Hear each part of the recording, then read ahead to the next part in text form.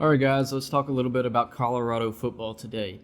The most frustrating part of having a conversation in regards to this Colorado program right now is it seems that the same crowd, or at least some of the same crowd, who expected or predicted Colorado to be a powerhouse program in their first season with Deion Sanders as head coach, seem to be the same people that have this idea that there's going to be little to no improvement from year one to year two under Coach Prime.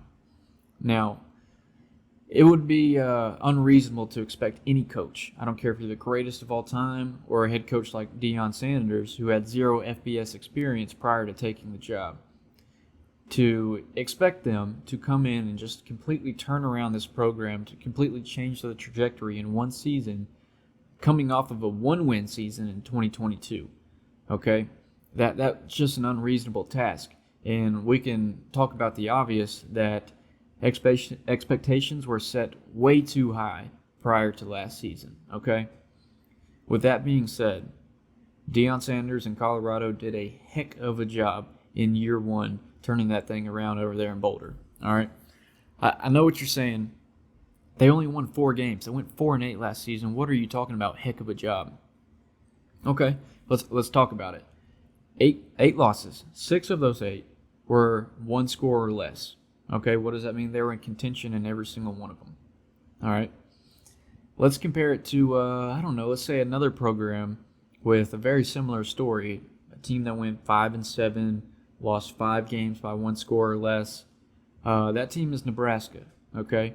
And the conversation, the narrative, the story around the Nebraska program right now, specifically in regards to last season, is, man, Matt Rule, he had them there just so close in year one. You know, they only lost 5 games by 1 score or less out of 7 total. Man, they were so close. Okay. Take that same logic and apply it to Colorado, a team who beat Nebraska by more than 1 score, I might add. And their story kind of lies more on the impressive side versus the disappointment side. All right? Look, I understand 8 losses is far from a high-quality season, okay? But let's talk about those 6 that were by 1 score or less. All right, 4 of those were against ranked opponents, okay? So you're telling me Deion Sanders is a handful of plays away in 4 games that would have resulted in 5 ranked wins in his first season? Because remember, TCU was ranked number 17 for that Week 1 matchup. Okay, and we know now that TCU was far removed from the national championship run that they made the season before in 2022. Regardless, they were number 17 at the time. And look, I understand. We can talk about ifs and what ifs and this could have gone different. Okay, still, Colorado was a handful of plays away in four games last season from having 5 ranked wins in the first season with Deion Sanders, coming off of that 1-win season. By the way, a program in Colorado that not only were they horrible in 2022, they haven't done much impressive for most of the 21st century, okay? So what am I saying here? Colorado was fantastic last year, and we all need to stop hating on them. No, not necessarily, but I more so want to focus on this idea that they're not going to improve at all from 1 to 2. Okay?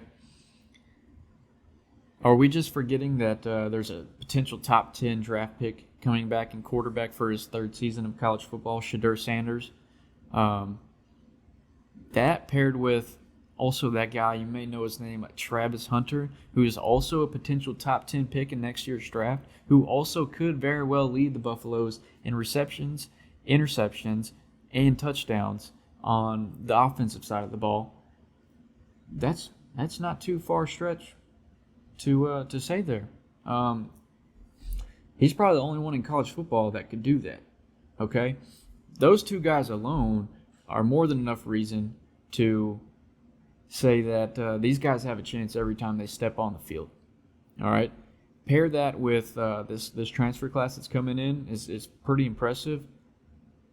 Specifically, my pick for the most underrated transfer in college football this season is running back Dallin Hayden from Ohio State.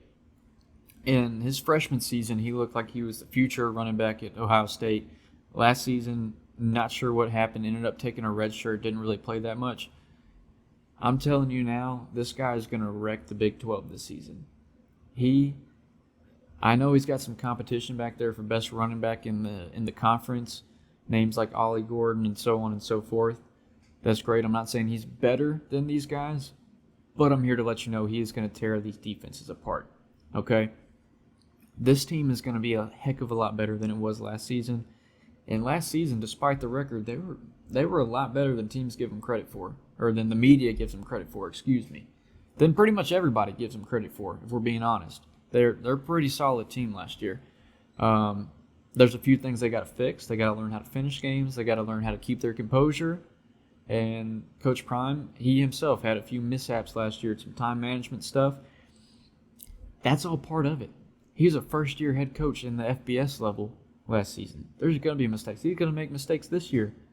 Coaches that have been in the league for 20 years make these types of mistakes. All right? So what am I saying? Am I saying Colorado's going to win the Big 12 this year? Am I saying they're going to go undefeated? No, not necessarily. All right, definitely not going undefeated. In regards to winning the Big 12, they've got some competition there, obviously. You've got Utah, you got Iowa State, you got Arizona, you got Kansas State, heck, you've got Kansas. All those teams are good. There's a couple of those teams I fully expect Colorado to finish higher than in the final standings. I'm not guaranteeing that they make a run at a title. I'm not guaranteeing that they finish within the top 3 of the conference. I'm just here to tell you, hey, it's possible. It's way more possible than it was last season. And for some reason, they've got way less hype around them than they did last season. I understand the storylines and Deion's coming to Colorado. All those things drove it a little bit last year. But just because they didn't live up to these ginormous expectations, unfair expectations, I don't think that means that we should write them off for this year and going forward either. Okay? What I think is going to happen, I think you see Colorado go 10-2 in this regular season, and depending on how the rest of the conference shakes out, they've got a pretty good chance of being in that title game. The title game, remind you, if they manage to make it there and win that, that's an automatic bid and first-round bye to the college football playoff. So I know we were excited about them last season. I think they're going to be much, much better, much more disciplined, and the results are going to be a lot different this year. I'm looking forward to seeing year 2 in Boulder under Coach Prime, and we'll revisit this sometime in December. Thanks for watching.